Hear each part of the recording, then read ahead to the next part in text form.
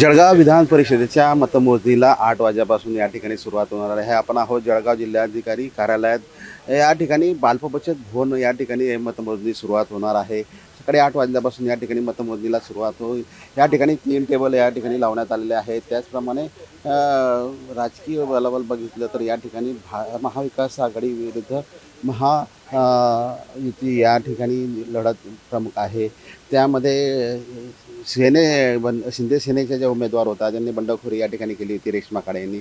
नंतर त्यांनी या ठिकाणी माघार घेतली. त्याचप्रमाणे अपक्ष उमेदवार जे होते अनिल चौधरी त्यांनी सुद्धा या ठिकाणी माघार घेतलेली. त्यामुळे या दोघांमध्ये या ठिकाणी लढत आहे.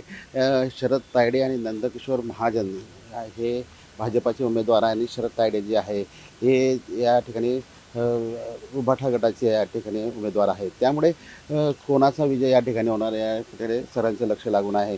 त्यामुळे आज सकाळपासूनच कर्मचारी या ठिकाणी तैनात करण्यात आलेले आहेत. त्याचप्रमाणे जे मतमोजणीसाठी जे कर्मचारी आहेत तेही या ठिकाणी आतमध्ये जाताना आपल्याला बघायला मिळत आहेत. त्यामुळे आता लवकरच या ठिकाणी मतमोजणीला सुरुवात होईल आणि या ठिकाणी कोणाचे खात्यात या मतदान जाणार आणि कोणाचं पाडत जवळ या ठिकाणी होईल हे आपल्याला बघायला मिळणार आहे काही वेळातच.